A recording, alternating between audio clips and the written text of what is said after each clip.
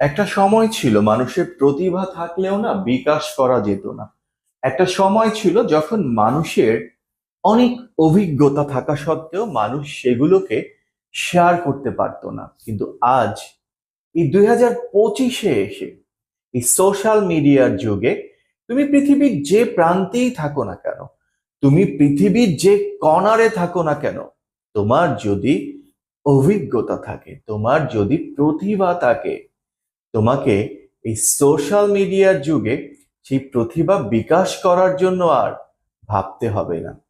একটা কথা মনে করো, আজ থেকে 20 বছর আগেও যদি কারো কোনো প্রতিভা থাকতো, কেউ খুব ভালো লিখতো, কেউ খুব ভালো গান করত, কেউ খুব ভালো অভিনয় করত, গল্প লিখতো, কত কিছুই না করতো, এগুলো বিকাশ করতে হলে এফডিসির সামনে গিয়ে দাঁড়াতে হতো, বিটিভির সামনে গিয়ে দাঁড়াতে হতো, ভালো একজন ডিরেক্টর খুঁজতে হতো তার সাথে এগুলো শেয়ার করার জন্য, অথবা ভালো একজন লেখকের সামনে বসতে হতো তোমার লেখাটা তাকে শেয়ার করার জন্য, ভালো একটা প্রডিউসারের কাছে যেতে হতো তোমার গল্পটা সেখানে প্রডিউস করে নাটকে রূপান্তরিত করার জন্য অথবা সিনেমাতে রূপান্তরিত করার জন্য। কিন্তু আজ 2025-এ তুমি পৃথিবীর যেখানেই থাকো, তোমার যদি প্রতিভা থাকে, শুধুমাত্র একটা ফেসবুক পেজ অথবা একটা ইউটিউব, ইনস্টাগ্রাম অথবা টিকটক অথবা যেটাকে বলে তোমার টুইটার, যে কোনো একটা সোশ্যাল মিডিয়ার মাধ্যমে তোমার সেই প্রতিভাগুলো লজ্জা না করে,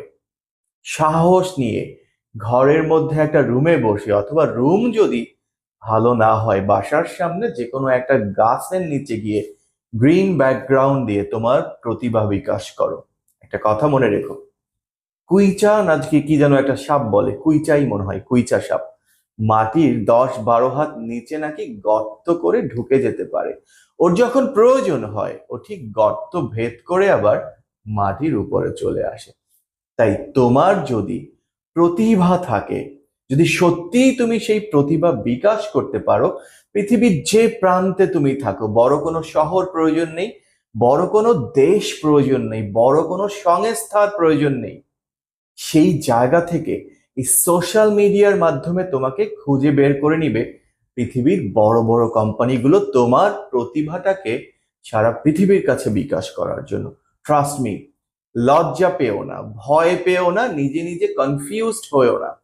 যেটুকু তুমি জানো, যা করতে পছন্দ করো, যদি মনে করো, আবারও বলছি, তুমি ভীষণ সুন্দর গান করো, গান করো ক্যামেরার সামনে। তুমি ভীষণ সুন্দর অভিনয় করতে পারো, অভিনয় করো ক্যামেরার সামনে। তুমি অনেক ভালো লেখালেখি করতে পারো, ভয় না পেয়ে, লজ্জা না পেয়ে আজ থেকেই আবার প্রতিভা বিকাশের জন্য শুরু করে দাও তোমার নতুন সংগ্রাম। এই পৃথিবীতে যারাই বড় হয়েছে, লেখক, গায়ক, আবৃত্তিকার, নায়ক, নায়িকা, বিলিভ মি, বেশিরভাগ মানুষ খুব সাধারণ ঘর থেকে, বেশিরভাগ মানুষ খুব গ্রামগঞ্জ থেকে উঠে এসেছে। শুধু প্রতিভার কারণে তারা আজকে সারা পৃথিবীর কাছে পরিচিত।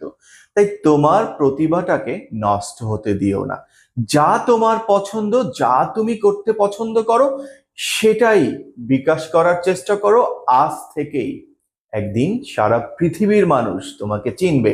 সেই অজাপাড়াগা থেকে হতে পারে একদিন, একদিন তুমি বড় কোনো শহরে, বড় কোনো বাংলো বাড়িতে থাকবে, মানুষ তোমার চারপাশে এসে ভিড় করবে তোমাকে দেখার জন্য।